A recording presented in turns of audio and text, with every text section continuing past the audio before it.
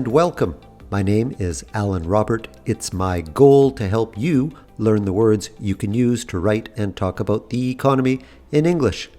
But before we jump into our topic, did you celebrate Christmas in your country? Well, in my culture, Christmas is a time of happiness and hope, so please accept my best wishes at this festive time of year. The holiday season this year has been complicated once again by COVID-19, especially thanks to a new variant called Omicron. The variant has been especially contagious, sending many workers to their home and causing quite a few logistical problems, especially in the travel industry. Before we look at the details, let's look first at some useful vocabulary. Surge. A sudden, powerful forward or upward movement, a surge. Variant. A variant is a version of something that is different from a standard. Variant.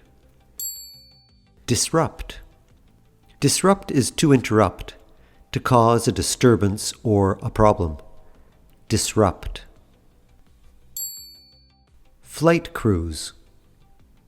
Flight crews are the workers responsible for the operation of an airplane during its flight. Flight crews.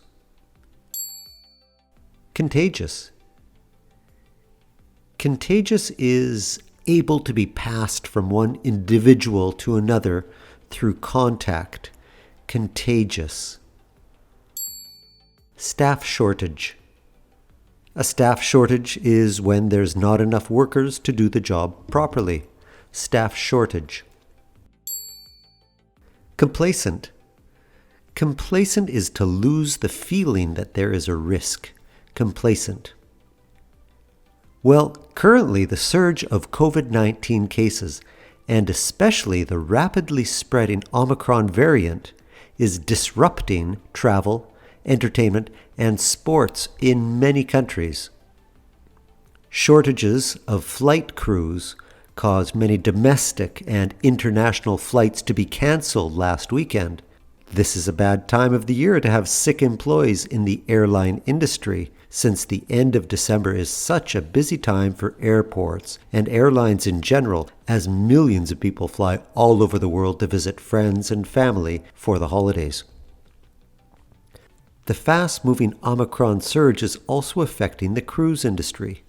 The media recently reported that at least 4 cruise ships were recently turned away from ports, or they were allowed to dock, but the passengers were not allowed to get off the ship. Sporting events have also been cancelled, really for 2 reasons. In the first place, players have been getting sick, and in the second place, governments have tightened restrictions regarding large public events.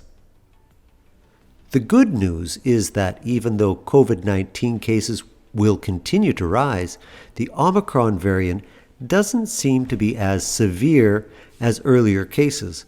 But health authorities are still warning that people should not be complacent, because the overall rise could still overwhelm hospitals who are having their own staffing shortages.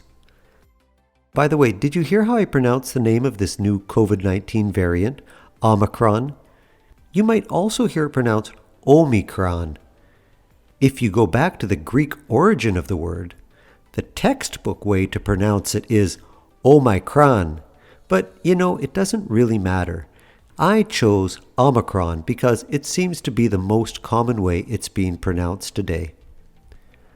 So, my friends, please do be especially careful over the next few weeks as we see how the Omicron variant spreads. We still need to think in the medium term.